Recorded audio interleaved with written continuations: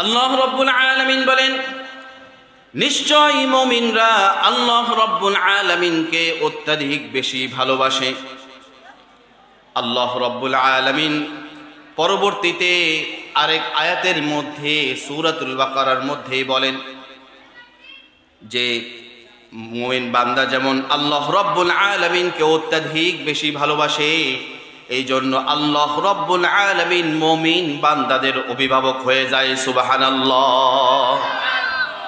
আল্লাহ রাব্বুল আলামিন বলেন, আল্লাহু ওয়ালিয়ুল্লাযীনা আমানু ইখরিজুহুম মিনায-যুলুমাতি ইলান-নূর। আল্লাহ রাব্বুল আলামিন বলেন, আল্লাহ তিনি হলেন মুমিন বান্দাদের অভিভাবক। আল্লাহ রাব্বুল আলামিন যখন মুমিন বান্দার অভিভাবক, তখন কিন্তু ওই বান্দার আর কোনো টেনশন থাকে না। কথা বলেন ঠিক কিনা? দুনিয়ার মানুষ যখন বন্ধু হয়, দুনিয়ার কোনো পরিচিত মানুষ যখন বন্ধু হয়, ওই বন্ধু কিন্তু কোনো সময় স্বার্থের কারণে, স্বার্থের তাগিদে বন্ধুত্ব অনেক সময় ভুলে যায়। কিন্তু আল্লাহ রাব্বুল আলামিন হলেন এমন বন্ধু, এমন অভিভাবক, তুমি যে কোনো অবস্থায় থাকো না কেন, যে কোনো মুসিবতের মধ্যে তুমি থাকো না কেন, তুমি যদি আল্লাহ রাব্বুল আলামিনের সাথে গভীর সম্পর্ক তৈরি করতে পারো বান্দা, ওই আল্লাহ রাব্বুল আলামিন তোমার অভিভাবক হয়ে যাবে। সুবহানাল্লাহ। দুনিয়ার মধ্যে আমরা যদি লক্ষ্য করি তাহলে দেখব যে মা বাবা অভিভাবক হিসাবে চায় না যে কোনো সন্তান বিপথে চলে যাক। কথা বলেন, চায় নাকি? কোনো পিতামাতা কিন্তু চায় না যে সন্তান বিপথে চলে যাক। কোনো পিতামাতা চায় না যে সন্তান অন্ধকারাচ্ছন্ন অবস্থার মধ্যে থাক। কোনো পিতামাতা চায় না যে সন্তান খারাপ পরিবেশের মধ্যে গড়ে উঠুক। কোনো পিতামাতা অভিভাবক হিসাবে চান না যে তার সন্তান বিপথে পরিচালিত হোক। তেমনি আল্লাহ রাব্বুল আলামিন বলেন যে আমি আল্লাহ যখন মুমিন বান্দার অভিভাবক হয়ে যাই, তখন আমি আল্লাহ ওই বান্দাকে আর অন্ধকারের মধ্যে রাখি না। আমি আল্লাহ ওই বান্দাকে অন্ধকার থেকে বের করে আলোর দিকে নিয়ে যাই। সুবহানাল্লাহ। আরো জোরে বলেন না সুবহানাল্লাহ। আল্লাহ রাব্বুল আলামিন হলেন এমন সত্তা যে বান্দাকে খুব বেশি ভালোবাসেন। বান্দার মোহাব্বত আল্লাহ রাব্বুল আলামিন চান। এই জন্য কবি বলেন, ও দিল দিল নেহি জিস দিল মে আল্লাহ নেহি, ও গুল গুল নেহি জিস গুল মে বু নেহি,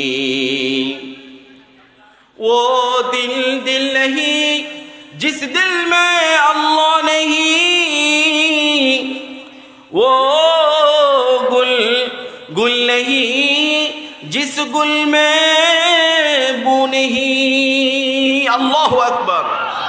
আল্লাহ রাব্বুল আলামিন এমন সত্তা, আল্লাহ রাব্বুল আলামিনকে যদি অন্তরে জায়গা দিই, ওই অন্তরটাই হয়ে যায় দামি। এই জন্য কবি বলেন, যেই অন্তরের মধ্যে আল্লাহ আছে ওই অন্তরটাই হলো প্রকৃত অন্তর। যেই অন্তরের মধ্যে আল্লাহ নাই ওই অন্তরের মূল্য কিন্তু নাই। যেমন ওই ফুলটা মানুষ পছন্দ করে যেই ফুলের ভিতরে ঘ্রাণ আছে। যেমন এই যে একটা ফুল, আর্টিফিশিয়াল ফুল, এই ফুলগুলো দেখতে সুন্দর, এই ফুলগুলো শোকে যে সাজিয়ে রাখতে সৌন্দর্য হয়, কিন্তু একজনকে যদি গিফট করতে চায়, একজনকে যদি ফুলের সুবাস শুকাতে চায়, তাহলে এই ফুলগুলো দিয়ে কিন্তু হবে না, প্রকৃত ফুল তার সামনে উপস্থাপন করতে হবে। কথা বলেন ঠিক কিনা? এই জন্য ওই ফুল যেই ফুলের ঘ্রাণ নাই, সেই ফুলটা যেমন ওই ফুলের কোনো মূল্য নাই, ঠিক তেমন যেই অন্তরের ভিতরে আল্লাহ নাই, ওই অন্তরটা প্রকৃত অন্তর নয়।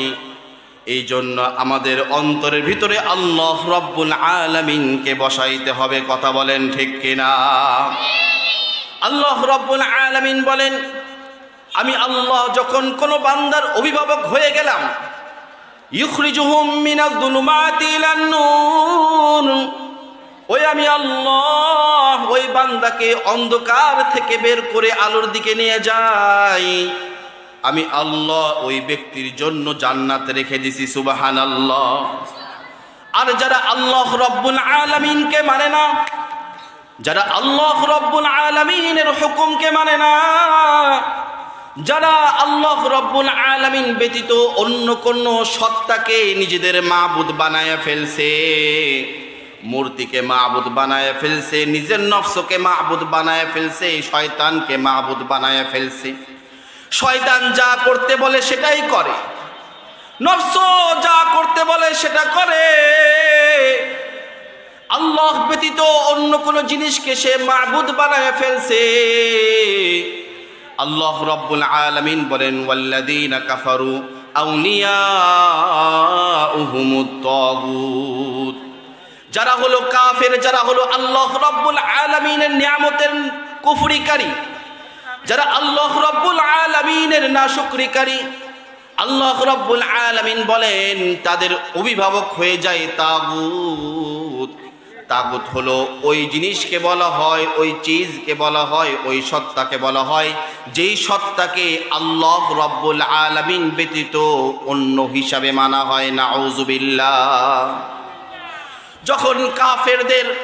যখন কাফেরদের ওলি, কাফেরদের অভিভাবক যখন তাগুত হয়ে যায়, ওই তাগুত তখন একজন মানুষকে হেদায়েতের দিকে নিয়ে আসে না, ওই তাগুত তখন মানুষকে আলোর দিকে নিয়ে আসে না। কিন্তু তাগুত যখন একজন মানুষের সামনে আসে, মানুষের সামনে এত সুন্দর করে দুনিয়াকে সুন্দরভাবে প্রস্ফুটিত করে দেয়, মানুষের সামনে ওই জিনিসগুলো চাকচিক্যময় দেখা দেয়।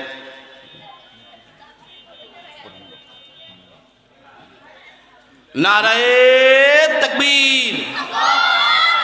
প্রধান বক্তার আগমন, মাহফিলের পক্ষ থেকে লাল গোলাপ শুভেচ্ছা।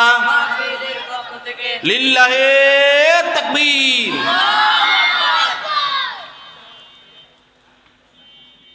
সম্মানিত হাজিরিন, যে আলোচনা করতেছিলাম,